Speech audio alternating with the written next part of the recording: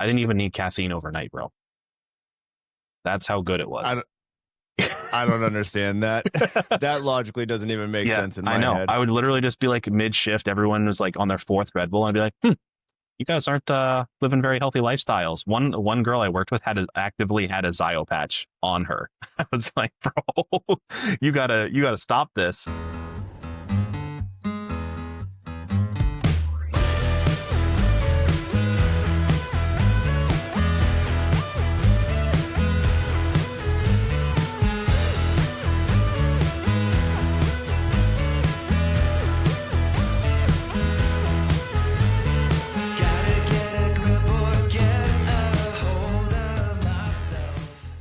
Welcome to Last Known Vitals. My name's John Smith. In today's episode, I sit down with my friend Paul. He's been a nurse for about 4 years, and currently he works in the PACU.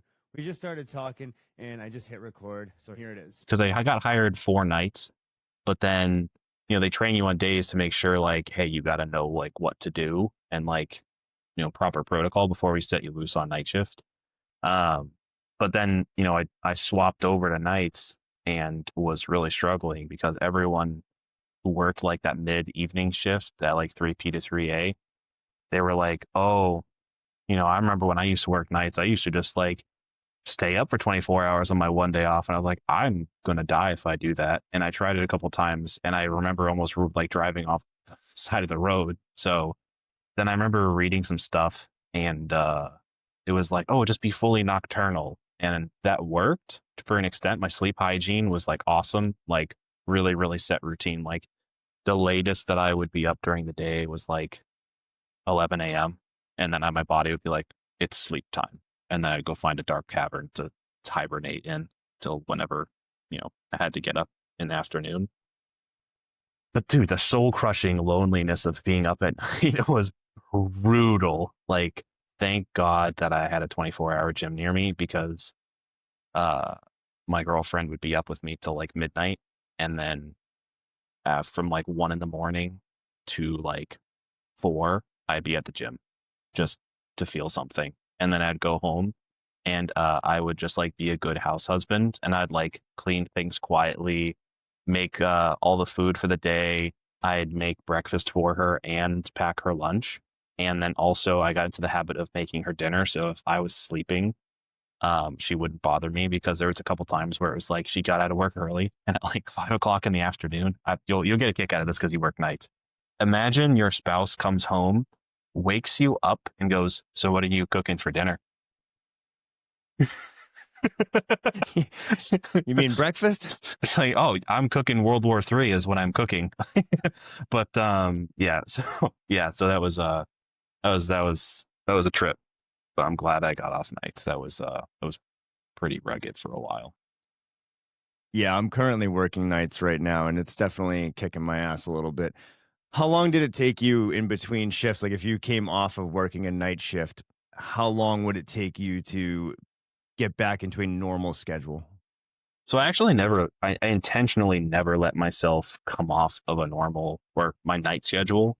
The most I would let myself slack would be I would go to bed with everyone, and then I would wake up at 2 o'clock in the morning. It was probably not great, but it was better than fully swapping, because fully swapping would actually make me have like narcoleptic episodes. And I vividly remember I was driving up to Maine to see my folks, and I called my mom because I felt really, really good. I was like, oh, I'm definitely going to be able to make it there. And then at like 1 o'clock in the afternoon, mid-drive, I called her and it's like, you need to keep talking to me so I can stay awake on the road, because there's nowhere in this like bunk back roads of Maine for me to pull over safely. It's all twists and turns, so I can't sleep. But also I need to get there. So you need to talk me until I get there. So she kept me awake for 45 minutes, the like last leg of my drive, which was really bad. And then all vacation, it was tough because I didn't want to sleep during the day and miss everything. So what ended up happening was I would take 2 4-hour naps. I'd have a 4-hour nap in the middle of the day, and then I'd basically go to bed with everybody and have a 4-hour nap again, which I felt a little zombie-ish, like more than a little bit, but like nothing else was really working. And I'll be damned if I'm on vacation and I'm awake during the night and asleep during the day. Like, you only can get away with that. And I feel like maybe like Las Vegas, or like maybe New York City, maybe Boston. I don't feel like you get away with that anywhere else. But yeah, so that was one of the reasons why I got off of nights ASAP Rocky. But How long did you work nights for? God, not very long. Me and nights have a weird relationship. My first ever job in med surge, I was hired on as a day night rotator, which is a thing they were doing to try to get more night shift coverage. So I was hired literally to be a pinch hitter. So at any drop of a hat, they could be like, "Hey, you're working nights." Like it was in my contract, which was so naive. I should never have signed that contract. But so I would work like 3 weeks of days, and they'd be like, "Hey, someone's sick on nights. We're pulling you on the nights next week." And I was like, "Okay." I was living alone at the time, so I was like, "Okay, I'm naive," and I would just do that. And because I was living alone, I could kind of have better sleep hygiene, like put the air conditioner on, make it really dark. I got blackout curtains, and I would just swap over. I would like go to the gym, and I would just like nuke myself. I would just like have the most rugged gym day ever, and I'd come home and I'd make myself a giant bowl of pasta, like unhealthily large, like bottomless pasta bowl large, and literally just carb coma myself and go right to sleep in the cold. And then I would just swap over. And I was literally good. I didn't even need caffeine overnight, bro. That's how good it I was. don't, I don't understand that. That logically doesn't even make Yeah, sense in I my know. head. I would literally just be like mid shift. Everyone was like on their fourth Red Bull. And I'd be like, you guys aren't living very healthy lifestyles. One girl I worked with actively had a Zio patch on her. I was like, bro, you gotta stop this. Um, but then when I left that job, then I was like, oh well, I already did nights, so I'll do nights in the ER. And then it turned out that it was actually less bad swapping day nights because it would be like a 2 week stint of nights, and then I could come back to being awake during the day. And that wasn't bad because what ended up happening when I was working med surg, I'd be like, oh, 3 weeks or 4 weeks on days. And then I would have like 2 weeks on nights. And then I would kind of just come back and forth. And that at least let me kind of rebound and feel healthy again. Just straight through nights was really rugged. Um, that was really, really rugged. So I guess total, maybe like 2 years of nights, give or take. And then I worked that weird mid shift where I was up till like 4 o'clock in the morning. So I was working like bartender hours. So it's like not really night shift, like soft night shift training wheels. That was awesome. That was really great. I think a lot of if they offered that instead of straight up night shift, I think they would get a lot of people right out of college because that's already like your lifestyle in college is staying up really late anyways. So having like young kids, up to like probably the age of 30, all of them would be like, heck yeah, I'll stay up till 4 o'clock in the morning. I don't care. And most of them sleep late anyways. So it's good. And then on the flip side, when you have the mirror of that, where you have the 3 a.m. to 3 p.m. people, parents love that shift. I mean, it sucks to get up for, but you have another spouse or somebody to get the kids on the bus or to wherever. And then at 3 o'clock when they're out of school, you're out of work. So kind of works well in that way. I feel like it's healthier than just 7 p to 7 a, and then the flip side of that. It's funny you say that. I look at the people that come in at 3 a.m. and I look at them with six heads because I just don't understand that how you go to bed early and then you're up at like 1:30 in the morning, depending on how long you take to get ready or how far you live. And it just doesn't process in my head the way that it does for them. And they come in bright eyed and bushy tailed, ready to go. Well, it's nice And that the department that we worked in together had a lot of variety because like now that I have friends in management, I kind of understand how budgets impact things. The kind of like the suits side of the hospital, and there's like hours that are allotted to your department that are part of your department's budget, and then you're allowed to make positions out of them. And essentially, where we were working, there was such little interest in night shift overnight. They were like, "Cool, we have like I don't know, 120 hours a week that we can't hire anyone for. That's just floating there unused. We can pretty much do whatever we want with it because we just need coverage." And that's when they just like started shifting things around, being like, this day shift position's gone, that night shift position's gone, this 3 a.m. position's here, that 3 p.m. position is here. And then you just buddied up because like when because I worked both of those shifts, you just have your buddy on the other end. So like I know that I'm pretty much always taking over for so and so, or I'm always giving up to so and so. That's just like how it's going to be because there's only a couple of us that did that kind of weird mid shift. yeah, and that can really help with the coming into work and all of that because you know what you're walking into. You know that you're going to get a good report or you have an idea of the situation you're going to walk into, right?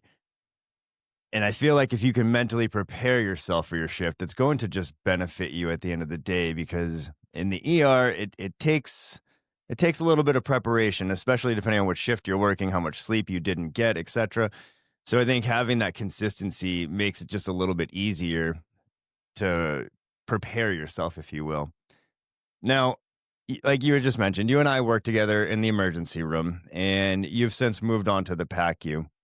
Before we get into the PACU life, I just want to know: do you miss the emergency room? I miss it's tough. I want to say I miss making a difference, but like that's all in total perspective because in my mind, like I got into emergency medicine because I thought it was super gangster. Like I just thought it was just like you could just be like that guy who's just like a wild man. I mean, like everyone kind of has at one point in their life grown up watching some kind of emergency medicine show. I mean, it's good TV. I remember seeing that being like, that's just like the coolest thing ever. I want to, ride on stretchers and do all the cool things and, be the person there to make the save. And I actually remember in my interview saying, like, I think I have the temperament to be calm and collected in like the worst situation possible. And I think that's why you should hire me. And I'm pretty sure that line might have contributed greatly to my getting the job because I was a fairly new nurse at the time. But like that's a quality you kind of need in the ER is the worse it gets, the better you need to be. That's just like you have to have that kind of vanishing point, I mean, like obviously if it gets to the point where it's like a battlefield, like there's only so much you can do to be good. But like I actually have seen a lot of ER staff get less attentive and actually kind of more scatterbrained the nicer your shift is going. And then a lot of people get more squared away the more chaotic it gets. So that tendency that I have where I need a lot of stimulus to stay focused, I miss that sometimes. And I miss being able to do the like, kind of like the cool off the cuff cowboy stuff as well, where you're just like, well, this just needs to happen. So we're just going to do it. And everyone goes, well, yeah, it's an emergency. We're going to do it. And everyone goes, well, yeah. And then you just kind of push all the red tape and you kind of push some of that away a little bit. And you just kind of save a life. And you have the excuse of, well, I'm saving a life. So you need to get out of my way now. So I miss that stuff. I don't miss, the violence or aggressive patients or, waiting rooms that are 40 people deep because no movement is happening or, back to back, really, really, sick patients that because you're the only one having turnover because that's just what the universe has given you, you turn 3 patients over and then you get like a respiratory arrest. And then once they're stable, magically you have like a penetrating trauma. And then like for some reason, they also gave you somebody who has like a dislocated leg in a hallway bed. And you're like, there is not enough nurse for this. Try again next time, but there is no next time because it's now and you have to deal with it. Did you ever find yourself not enjoying your job while working in the emergency room? I mean, I feel like anybody, unless they have like the most perfect job ever, is going to feel like that. Um, the things I did enjoy a lot, especially even when I was getting burnt out, I sensed myself getting burnt out. Just, I had really great coworkers. We had a really good team at the time where like I could trust like 99% of the people I was working with, and the 1% were like new people I hadn't met yet. Um, because everyone was good. Everyone was literally such a well-oiled machine. Even doctors who are new doctors coming in were like, "Wow, this is incredible. This is like really smooth." And it was because we had worked really hard to make a system to work.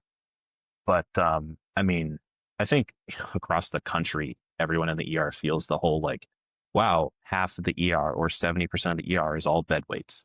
They're all waiting to go upstairs. They are completely medically stable. They need to be admitted." And they're going upstairs. I've discharged people from the department. That is ridiculous to have your entire hospital stay, sometimes, 48, 72 hours. I know if my family member or myself was in an ER for my entire hospital stay, I'd be like, what is broken here? Like, why is this happening? Because you're not getting optimal care. A stable hospital patient needs different things than unstable emergent patients that are there. And it's a kind of a tough environment to navigate. So stuff like that really burned me out.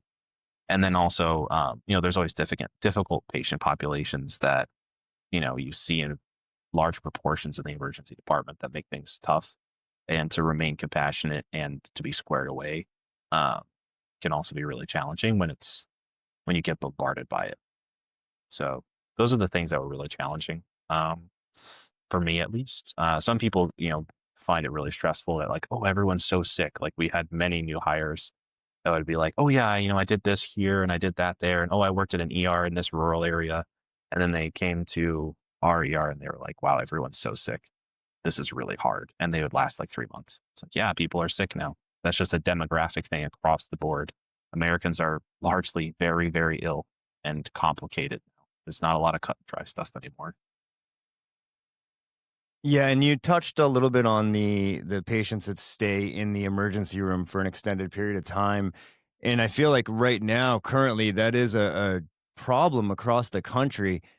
And trying to handle that as an ER nurse, it's challenging. It's I find it to be very difficult to provide the care that I want to be able to provide, knowing that I don't have those resources that they do on the floor to really care for these people and allow them to begin that journey to back to health, right? Like we've gotten past that acute emergent phase, and now they're trying to rest and recover, and all you're hearing is the dinging and, like you said, the people yelling and etc. And there's just so much stimulus in the emergency room that's not conducive to regaining your health and recovery.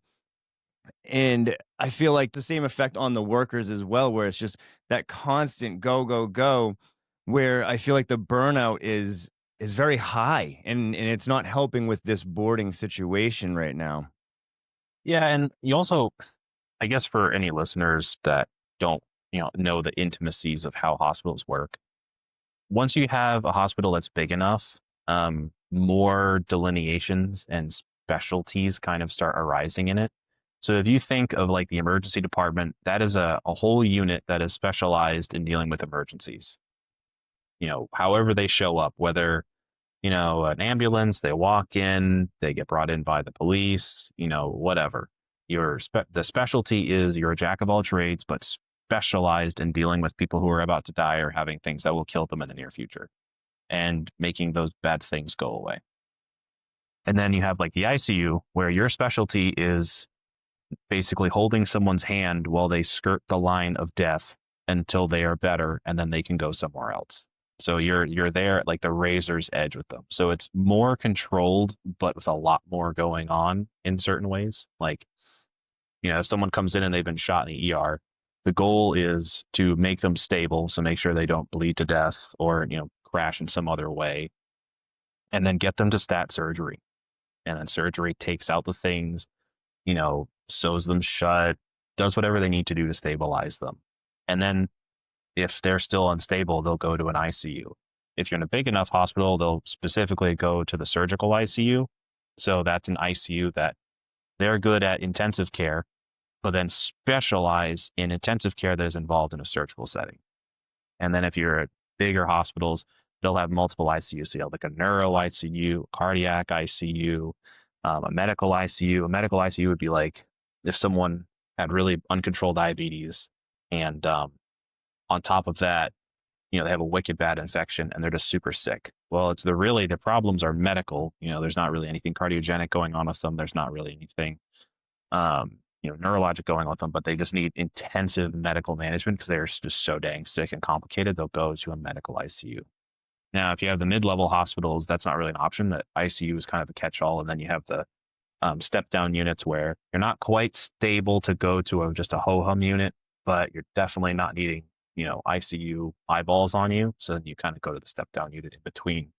And then, you get the delineations for your normal floors where it's like, oh, you have cardiac problems, you're going to go to the cardiac floor. Oh, you have cancer problems, you're going to go to the cancer floor. Oh, you have, or orthopedic, like bone surgery or just general surgery, like you need to get your gallbladder out or, a piece of bowel taken out and now you have a new colostomy bag. Then you go to floors that are kind of designed for that.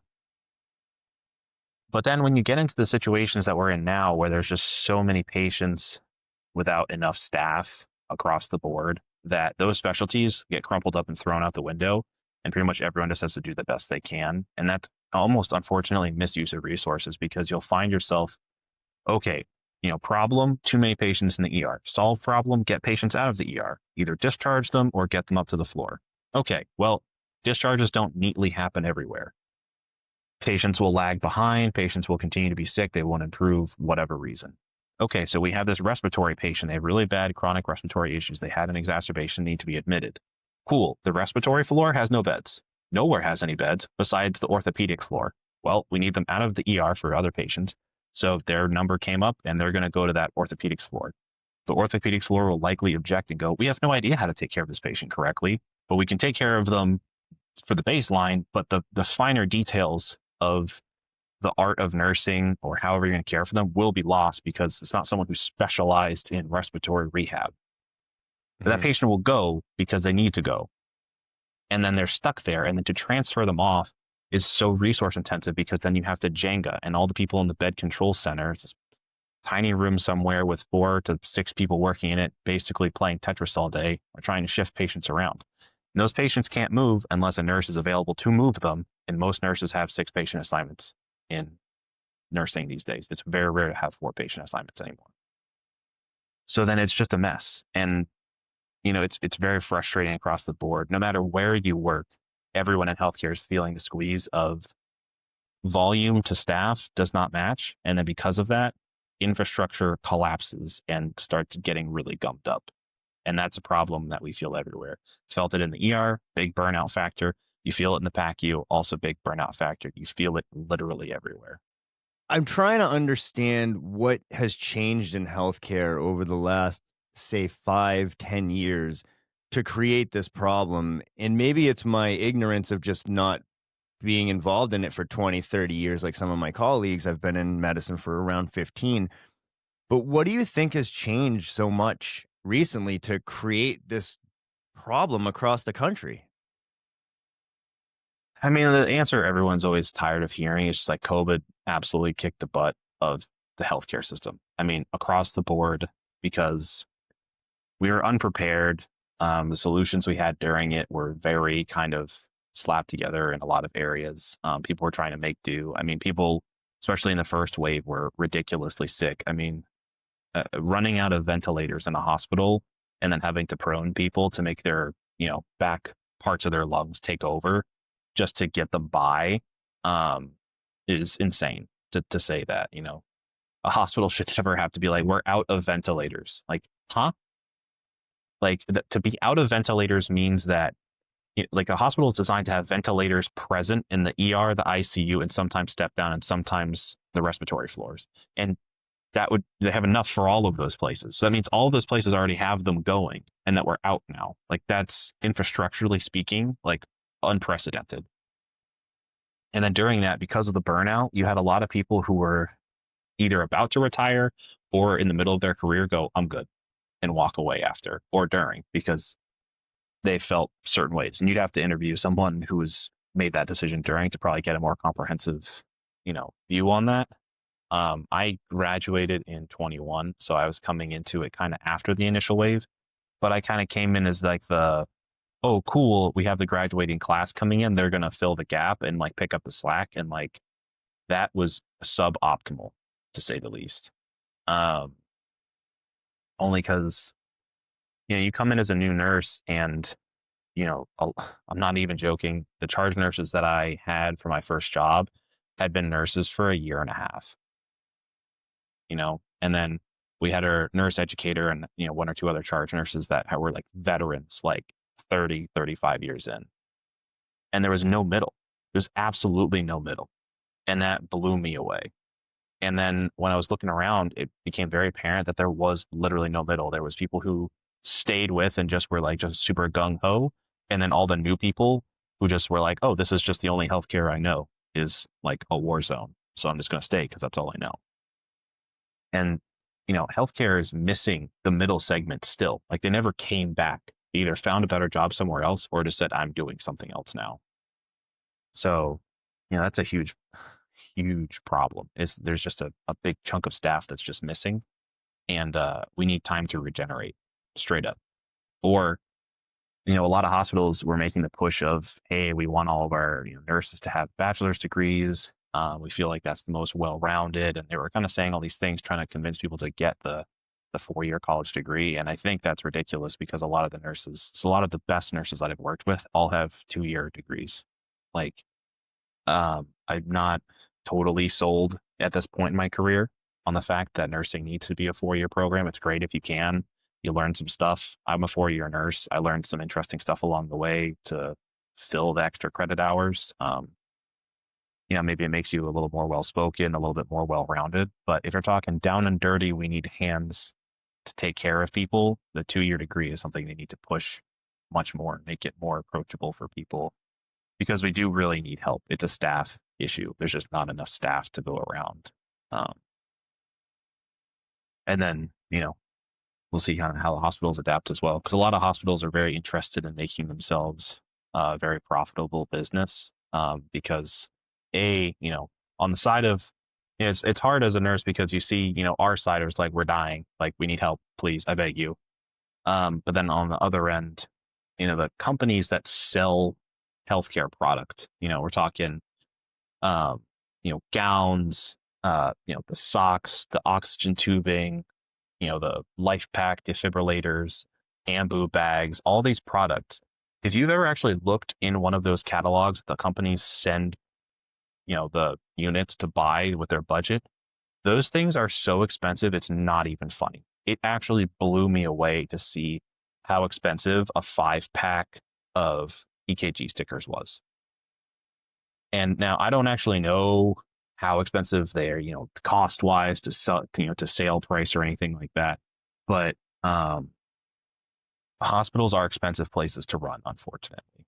And there's, I could go into a huge infrastructural thing about where the money needs to go and blah, blah, blah. Because if a hospital needs a new piece of surgical equipment, like a new Da Vinci robot, or they need to buy new stretchers because the stretchers have literal pieces falling off of them because the stretchers from the 90s just won't go anymore. Like one striker bed, I'm pretty sure is like multiple thousands of dollars, like many, many thousands of dollars for one. And then usually they buy them in batches of like 25 or 50. And it's like, that's a lot of money that kind of has to come out of the air. And a lot of hospitals are nonprofits for whatever reason. So they can't have that big a profit margin. So there's only so much new stuff they can buy. So it's the big money game with hospitals of trying to be very efficient.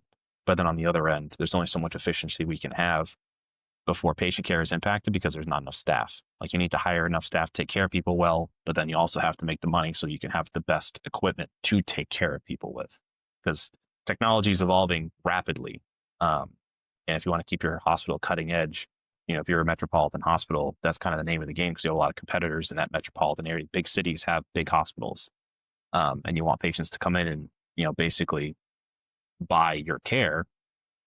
You want to have the most cutting edge stuff to provide good care for them. So it's this really tough balancing act to make sure everything works. But we need more people. We need more nurses. I wish more people would consider even just dipping their toe in for a 2-year degree because a 2-year degree, even, you can get it in a lot of places. And, it's tough. A very common thing you'll see with people with 2-year degrees is you'll have like a lot of nurses aides or people who work in healthcare, like in emergency medicine or something like a EMS or paramedic will bridge to a nurse and they'll be good because they have the background experience. But it's pretty rare that you'll see someone do a 2-year degree that was once an English teacher or something like that. Or, oh, I never really went to college and I've just been messing around, at my local bookstore as a salesperson there, but now I'm 23 and I want a real job.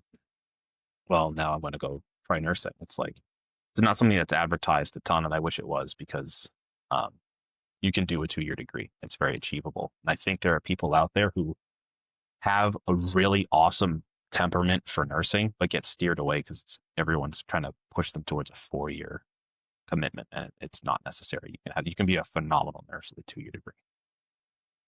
I think that shift is actively occurring. I myself have a 2-year degree. You kind of nailed it right on the head. I'm a paramedic who went and bridged over.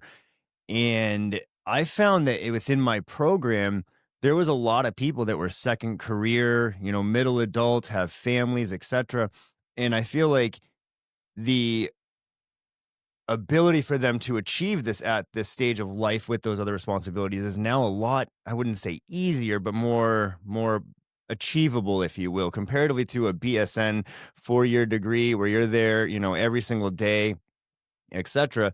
And I talk to a lot of people about this career path, and I recommend personally, I do recommend doing the ASN or your 2-year degree because I feel like you can begin to work as a nurse, start gaining that experience, climbing that ladder, but also more importantly, you a lot of companies will pay for you to go get your BSN.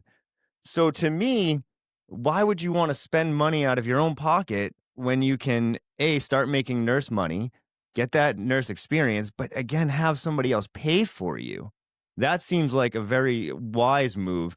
So coming from somebody that came with a BSN, do you feel like at this stage of the game with where healthcare is that the associates should be more pushed on the younger generation, or do you feel as though that they're not quite there yet in the maturity level to take on that post-education type of situation that I found myself in, comparatively to somebody who maybe needs that consistency and that structure of traditional college?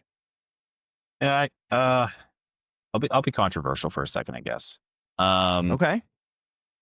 so as of right now, there's an unprecedented shift because I can talk. I'm 27. I'm kind of in that range where everyone's growing up, but now definitely grown up to realize that like if you went to college and spent a ton of money and then didn't get the job to pay all that money back, you're in a really tight bind. So a lot of people in my age demographic are really upset because there was a mantra that everyone pushed on our generation to go to college, and there was no other option. If you did not go to college, people would actually look down on you, and that is across the board. Because I went to school with people from multiple states, and then now work with people who've lived across the country, and everyone in my age demographic has pretty much said the same thing. Is like, no, I was pushed really hard at college. Now, luckily, nursing is kind of almost like I don't want to say a blue collar job, but it's definitely not a white collar job. Um, it's somewhere kind of in between, I guess. And luckily, I have a career that can assist me financially, and it's a solid job. But a lot of people will go in, they're like, I really love marine biology, and they'll get their 4-year degree in marine biology, and then not have success trying to get on their feet afterwards. Or if they do, they're very, very lucky. And that makes me very frustrated because the price of college is dramatically inflating. The amount of financial aid is not there to make it worth it. And then you have community college, which is highly accessible, or tech schools or whatever near you. And they're ridiculously accessible. And taking a class there is calling it a fraction of the price would even be too much. I mean, it's so much more affordable to just dip your toe in at a community college while you work at, like, I don't even care, Dunkin' Donuts. You can dip your toe in and just see, rather than, oh, I'm just going to commit. Now, if your goal is I want to live my college life, I want to have my college vibe, and I'm going to do my thing, well, then you're taking that on. Like, some people dream like, I really want to go to X college and I want to join X sorority or fraternity and do this and do that, just like my parents did. Okay, well, if that's your thing, then that's your thing, but you own that now. But if you're a person out there who is looking to just get down and dirty and just let's rock. I'm a grown up now, I'm out of high school, it's time. Then people need to kind of approach kids more with that. I don't want to say realistic because that's inappropriate. But like, uh, I don't know, like a more uh, complete view of the world, because funneling people to just one thing is inappropriate because everyone is different. Um, you know, I used to see in high school, I grew up in a rural area, and we had guys who knew that they wanted to be like diesel mechanics, or, work on airplanes, or be a construction worker. They liked that. They already had summer jobs doing something along those lines. And people would try to serve them up the college thing, and I'd see their eyes glaze over. And I was like, you're not reaching people that you could reach. That's bad for raising our kids. So I think that 2-year degrees, or just experiment, not committing to college right out the gates, and actually go, hey, get a job, work part time, full time, don't care, work, and then have your job help fund your collegiate experimentation, that's a good idea, especially if you have no idea what you want to do. There were so many people I went to college with that were undeclared until the last minute. I could not imagine spending $60,000 a year to be undeclared. That's very scary. Unless you're, born with a silver spoon, then do whatever you want at that point. But if you have a background where there's, money's tight, there are ways around things that people don't talk about. And I feel like that's unfair because I can say that during my time at my 4-year degree, I was largely with one demographic of people that, had gotten pushed to a 4-year degree. And then once when I started working on the floor, you have other nursing schools doing their clinicals there. So you get to see what other nursing schools and other colleges have for their demographics compared to yours. And I can say that a lot of the people who were in the community colleges and tech schools that were 2-year degree nurses really, really, really wanted to be there. There was no one who wasn't dialed in that day. And it's not like an age thing. It's not like they're all in their 30s or in their 40s. It was a widespread. Some people were 19, some people were 45, but they all wanted to be there because they all had to grind to get into that program. And I think that is valuable in and of itself because if you could tell people like, hey, like you can do this, like you might have grown up on the other side of the tracks, but this is very achievable for you. And you're compassionate and you're squared away and you're good at managing a lot of things at once, try it. Try it. Healthcare is such an environment where you have to be comfortable being uncomfortable all the time. And there are people out there who are already living that and would be good in that environment, and it wouldn't be a learning move for them. And I think making healthcare jobs more accessible to everyone is a step in the right direction. Because it's kind of mysterious, you never really know how, a radiology tech or like a respiratory therapist, that I've never even who sets out and just like, oh, this is what I want to do. But a lot of the stuff, it starts with a tech program. And people don't know how to really even approach a lot of healthcare. I feel like there almost needs to be more transparency with programs to help people want to pursue healthcare jobs. And that would help across the board a lot of things.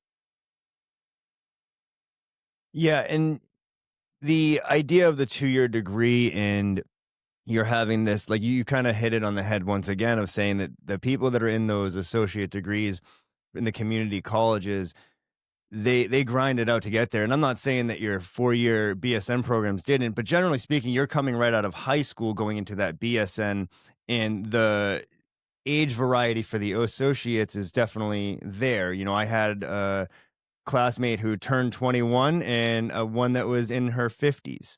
So you have a very large mesh of different walks of life in those programs. But like you said, I feel as though like everybody that was there with me really wanted to be there. They really wanted to become a good nurse and achieve their goals of passing the NCLEX and getting that nursing job. And I think that if more high schoolers and the younger folk understood that that was an option versus being sold that traditional BSN, I feel like that could open up the door for, improving the numbers overall, but also just make it so it's not as financially scary. Cause I think at 17, 18 years old, like you have no idea how money works. You don't know how the real world works. You have no idea generally what you want to do. At least I didn't. I can't speak for everybody, of course, but I feel like at that age, you just have no life experience yet. And to be sold this promise of, if you go to college for 4 years, pay us $60,000 to $80,000, you're going to come out and you're going to come out making $100,000 a year, and life is going to be wonderful, etc. And I feel like it's a bit of a little snake oil in there sometimes. And I think if people took some time to experience life a little bit, maybe, and not be forced into that traditional role, they could find themselves in a better situation than being undeclared with $60,000, having no idea what the hell they're going to do. Yeah, and it's just it's not to say that that's a bad path because I had friends who were undeclared and then found their way at the things, and everyone does. I mean, success stories exist, and I'm not saying that like, oh, the 4-year degree nurses get aced out by 2-year degree nurses, or one is better than the other, because people are all different. I had classmates who have gone on to win Daisy Awards and Golden Hearts who are 4-year nurses and are absolute savages and are at the highest level of practice. But then, just like doctors, you have doctors who are perfect or near perfect, and you have doctors who just squeak by. They're all still doctors, but there's a spectrum. And I just feel like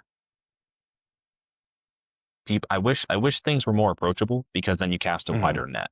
Because by making it almost like a classist thing where you're like, oh, you have to have money to do X. Well, that's awesome, but there could be some really awesome people that would make for really awesome healthcare providers that just financially don't have access to things. And that's really unfair, because I have witnessed people be amazing just as much as I witnessed them be not amazing. But I witnessed people be amazing, and I look at them and I go, God, I wish you could work in healthcare because you just have the stuff. And sometimes the rookie comes on your unit and you're just like, who is this rookie? And you see him perform and you're like, dang, they got the stuff. Not worried about them anymore. They just it just fits.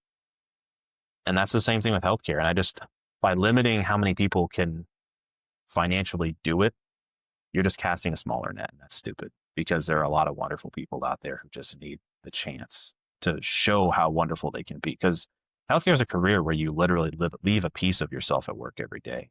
The goal is to just leave the smallest piece of yourself behind, but it does eat at you, and there's no real way around that. Some places eat at you more.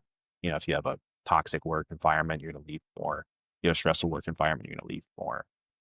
But in healthcare, you want to leave more because you impacted somebody. You know, like you have a really distressed patient's family member, they got really sick overnight. They had to go for surgery. And then you run into them on your way back from the calf on your lunch break, because by some miracle you got a lunch break, and you see them in the hallway and you take, 2 minutes to talk them down and make sure they understand everything. Because when you're in panic mode as a non-medical person, everything sounds like another language. So you break it down for them. You use you use good judgment and use simple words, and you just really kind of reassure them. Give them an outline of what to expect. Yeah, you did leave a piece of yourself at work that day, but it was a good piece. It was worth it. So m- there are a lot of people out there who are willing to do that and to make a really positive impact. And it's just a shame that they would be financially limited out of it. I think that's really, really silly. Yeah, and nowadays there are a lot of grants and options for people to get into healthcare, and I strongly encourage, if you have the desire to find yourself in healthcare, do some homework and reach out, to your local resources, whatever you can. It's all out there. There's a lot of opportunity nowadays to get some financial help to get into healthcare, including just you're starting off with your LNA.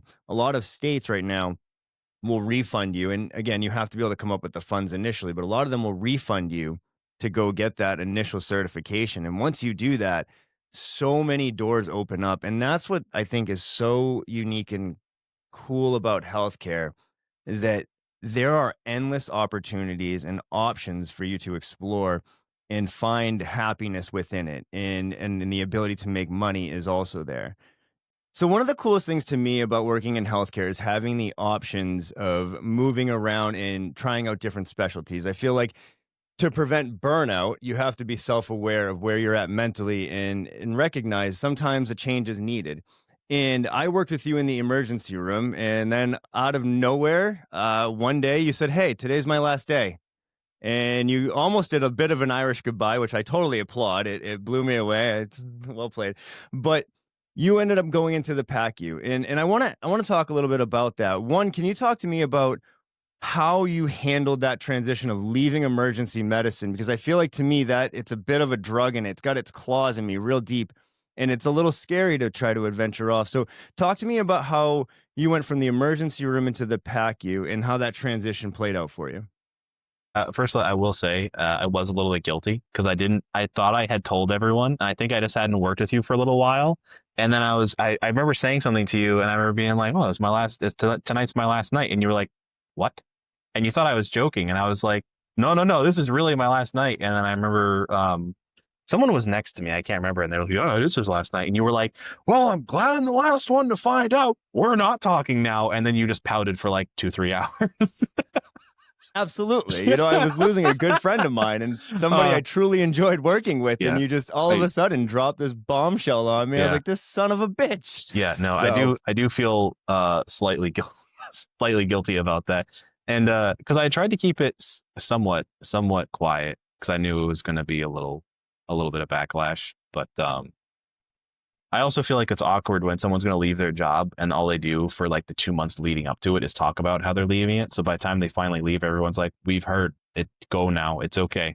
Go with God." So I didn't want that. But yeah, it was a little bumpy because coming from emergency medicine, you're kind of taught to like chase different things.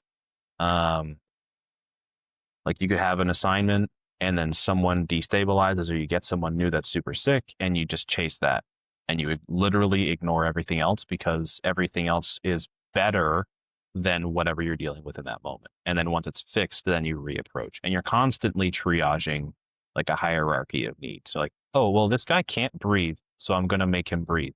Yes, I understand the patient next to him and like the curtain over is also in 10 out of 10 pain, but he can breathe. So I'm not going to go over there right now.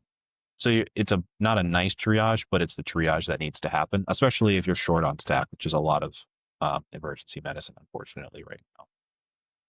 Whereas in the PACU, your triage of need, yes, is still there, but because usually you're still 1-to-1 or 2-to-1, it's a little different because you can like basically just dial in 110% into just 1 or 2 patients. And the attention to detail and various needs can be significantly magnified. So it took me definitely an adjustment period to like I definitely was a more on the attentive side as an ER nurse. I was very squared away with like documenting and rounding and doing all the things. Just because I was like, I want to be a good nurse. I want to check on people. I want to provide good care. But there's only so much the emergency department environment allows you to do that before you can't. Like there's physically not enough of you to go around. But in the PACU, there is enough of you to go around. And in my interview, I remember saying that I was interested in trying to make sure I give patients exactly the level of care that I was seeking to give them. Without having to make those kind of sacrifices because of, you know, a work-related environment that I can't really impact. You know, if it's a really, really busy day in the ER, I can't impact how many sick people come in. I only can do the best that I can. But in the PACU, yes, it could be busy, but also there's less of that. So I can kind of dial it in way more. So the transition was definitely paying attention to detail a lot more in terms of like you're still assessing a lot. Like you're supposed to do a really good assessment in the ER so you don't miss anything. But does everything get documented super duper perfectly every time? Sometimes not, sometimes yes. It depends what the pace is that day. But in the PACU, pretty much consistently, you can make sure that everything is super squared away at all times. I will also say that the ER that we worked in, nurses had a lot of autonomy. So the relationship that we had with the attendings and the PAs was very different than a lot of ERs. A lot of ERs have like med students, attendings, residents. It's like a lot of moving pieces, very complicated, and there's not a lot of nurse autonomy. So if that had been the case, it would have been hard for me to transition to the PACU because in the PACU, there is a ton of autonomy because they order you a lot of things that you can do, and it's up to you to judge when you need to do them. But I'd already been doing that in ER. So that part of the transition was very easy.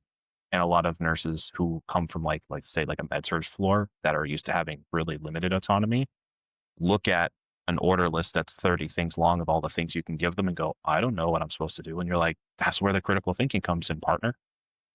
So I'd already been doing that. So that was not as bad an adjustment. Trying to think what else. PACUs get backed up with, you know, bed weights. Patients don't improve quickly enough after surgery. They don't wake up quickly enough. So they're having a lot of pain or something else happened during surgery and now we have to fix it. There's a lot of things that can hold patients there, but I was used to already having kind of like a clogged situation in the ER because of bed weights or whatever was going on at times. So that wasn't a huge difference. I was used to kind of adapting to, hey, we're turning over, we're going really fast, to, well, now we're pumping the brakes because there's no movement. And now I'm hunkering down. And that's when I get to really, really hone in and make sure everything's squared away. Um, One thing I wasn't expecting in the PACU was how directly uh, I was working with anesthesiologists and how limited I was actually working with the surgeons. I would say in surgery, if you're like an OR nurse, obviously you're going to be dealing with the surgeon a lot because they're doing the surgery and they're asking you to do things. But in the PACU, the surgeon will round, make sure they're doing okay, and then they'll see them when they're fully awake and forming memories again. But the anesthetist will be the one you actually ask for everything. So like if their heart rate jacks up wicked high and there's no real discernible reason, they're the one you're going to call. If they have a ton of pain or some weird thing happened or they have like a corneal abrasion because of something, the anesthetist is who you're going to call. So you get really close to the anesthesia staff, which I was not expecting. I really thought the anesthetists were just going to like put them to sleep and then peace out after they were all done for surgery, but that's not how that delineation works. So that was another thing I had to get used to. But other than that, it's pretty nice. Trying to think if there's anything else. I mean, the critical care aspect wasn't a huge jump for me either, because in the ER, you can either have many patients who are all moderately sick, or you can have a couple patients and then you have someone come in, they had a stroke or a heart attack, and you're with them one to one. You know, they're your guy and you're going to be with them until it's fixed. So I was used to that as well. That didn't change in the PACU where, oh, I have my people, they're moderately sick, and then eventually I'm going to get them through the floor. Or, hey, you're getting someone and they're really sick and they decided to extubate them. They came from the ICU, but now they're going to go somewhere else to a step down. But you're basically the first one who's going to lay eyes on them when they're extubated. Get ready. And you're like, hey, game on. Like they're sick. It's time to be a critical care nurse. That's what I get paid for. So did you feel like working in the ER really prepared you for the PACU, or do you think that there is a approach that you would recommend for somebody who is interested in working in the PACU?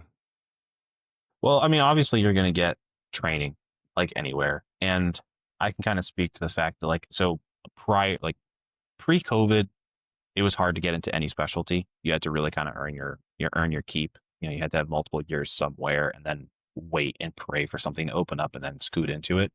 But then COVID kind of shook the snow globe. And, I remember I barely had a year experience and I was like, you know what? I want to go to the ER. I got the job because there was openings and I had a good interview. And then once again, still fairly new nurse, applied to the PACU, got the job, which is supposed to be a very coveted position. And it is. But because there is a shortage, it's not just a shortage in one area of healthcare, it's a shortage across the board. So even with minimal experience right now, you can still have a good interview. And if you have the personality for it, you can still make a good bid for a job, because that's part of the interview process, is to discern whether or not you have the skills and the temperament to do the job. Would you have someone who's really type A and very anal retentive and meticulous? Would you want them to work in an ER? Probably not. I've seen it done, but you kind of need someone who's more of like ADHD, needs a lot of stimulus, also has a really strong stomach, and is very comfortable being in like the most like overstimulating and sometimes heartbreaking and horrifying situations imaginable. That's more what, but you wouldn't want that person in the ICU, because then having them sit one to one recovering a heart or a newly ventilated patient or someone in DKA, they might go insane because there's just not enough going on, because they can't keep checking the same things over and over and over again. They would lose it. So it's not about is one better than the other. It's what fits you the best. And I feel like that's not a discussion that people have a lot, because you can be really interested in something. Like I think some of the stuff they do in the ICU is crazy interesting. Like when they're doing like stuff with like neuro ICU stuff where they have like drains and all kinds of stuff coming out of people's brains. That's crazy. Do I think I could do it? Absolutely not. There's a cap on my attention to detail. I couldn't be laser focused on one person, on one thing for 12 hours. I just know that about myself. So for someone to get interested in the PACU, you have to not only be adaptable, but you also have to be able to work in both worlds, because on days where everything is going really, really smooth, you need to be able to be the person to get patients back to back over and over and over again and churn patients. You need to be able to see them, treat them, assess them, make sure they're good, and then expedite them out to create room for the next person, because it is a giant machine that people go into surgery, people come out of surgery, they come to the PACU, they go from the PACU to the floor or get discharged home. And you need to keep that going. And if you don't keep that going, things will back up down the road. So in that way, you almost need to be like an ER nurse, where you're like, we're churning, we're treating, we're going. But then if someone's really sick and has to stay, you have to flip completely in the other direction and go, time for super attention to detail. We have to assess surgical sites. We do neuro assessments. We do musculoskeletal and neuromuscular assessments. We start treating different things. We need to know what medications do what. We need to know off-label uses. We need to know what medications work better for which conditions, patient demographics, and do basically the most insane head to toe. If you draw labs, you draw labs. If you have to toss an A-line, you get somebody to toss the A-line for you because their blood pressure is pooping its pants. You get pressors going. You ask people for central lines or PICC lines, and you go ICU. So you have to be able to do both. And that's why people tend to go from the ICU to the PACU, because they don't want to do the crazy intensive stuff of the ICU, but they want to do it every once in a while. And you get that in the PACU. But then for me as an ER nurse, I went, well, I really like the pace, but I also want to care for people and have the opportunity to care very intimately for them. So then that's how I fell in that bucket and how I am very successful in the PACU. So it's about kind of knowing yourself and where you want your practice to be. Yeah, and I was gonna ask you how you found yourself in the PACU coming from the emergency room, but you kinda just answered that for me.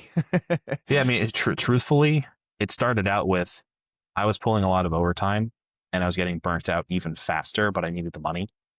And then I realized that as a new person, if I was ever going to, jump careers or jump to another hospital or jump anywhere, I needed to have a nice resume, because as a new person trying to get into competitive positions, a big thing that you could do is, you can have the best interview in the world, but experience is kind of king sometimes. So I thought to myself, well, if I do two different specialties at once, well, then I can have a good resume in half the time, which turned out to be a stupid decision because I was very overworked. But I did PACU and ER at the same time, which was mind bending, because the day before, wrestling someone in the hallway that's trying to stab you, the next day, recovering someone's grandma from a hip surgery and you're feeding her ice chips. It's a little mind bending. It doesn't sound like it, but when you're in the moment, you're like, this is very strange. So it's literally just, I just knew a person that knew a person that got me an interview. And I was like, hey, why not? I'll go see if they like me. And then I'll try it on for size. And then that's how it kind of went. It was just kind of a shot in the dark. But I mean, taking chances like that is important. Yeah. Do you enjoy your job at this point where you've been at this for a little while? Do you feel like you're getting burnt out at all? Or is it still an enjoyable experience for you? I mean, I like nursing in general. I feel like it's a good fit for me at this point. I like my job. I have no real complaints about my job. There's a lot to learn because there's a lot of layers. Like any nursing job, there's a lot of layers. But like the initial layer is, I have no idea coming into this job what any of these surgeries are. This is literally another language written on the board. I'm getting a laparoscopic. What? What is a laparoscopic? Like, I had no idea any of this stuff. And there's no instruction manual and no one tells you. They go, learn as you go. Okay, cool. And then if it's a really, really intensive surgery, then someone might let you know what's going on. Um, so there's a lot of learning on the go for that. And that's your baseline. Just learn what's coming to you and what they're going to need. After that, you learn how to treat them and then how to stabilize them if they destabilize, and look for good signs, bad signs in between. Learn how different demographics respond differently to different procedures. And then the layer after that is, now you're comfortable with all that. Now you have your interpersonal relationship that's going to improve, because now you've proven to the staff members that you are a competent provider and they can trust you and kind of give you a little more leeway. You don't have the anesthesiologist or the CRNA kind of holding your hand being like, hey, I really need you to look for this, or like guiding you along what you should be asking for. You're more independent now. But then as you gain independence, Then now we're getting into more of the hard science of like, why am I asking for this? Why did you laugh at me when I asked for this and you gave me this instead? Now you're getting into like things about like different kind of like receptors and different dose ranges and like why we should have people like get doses of this medication when they're on chronic opioids before surgery instead of just doing this. Why are we giving magnesium to these patients during the surgery? Stuff like that. It's you get more of the intimate details, and that's when you go from being like I'm a serviceable PACU nurse to I'm a very serviceable PACU nurse, because the investment of knowledge just becomes more. And it's just like in the ER where you have your rookie ER nurse is able to keep everybody alive. Veteran ER nurse can keep everybody alive and also know exactly what the doctor is going to order and anticipate it and already have it in their hands and go, I know you're about to order it, but I'm giving it to you already. Yeah, I think experience definitely makes going to work a little bit easier and a little bit less terrifying. I know that as a newer nurse myself, there's still so much for me to learn. And every day I really try to learn something new to improve my own practice. Well, Paul, thank you so much for joining me today and giving me a little bit of insight into your world as a PACU nurse. I found it to be very beneficial. I learned a lot. So, again, I truly thank you for your time. And I can't wait to talk with you in the future and just see what you're doing in medicine, man. Yeah, no problem. My pleasure having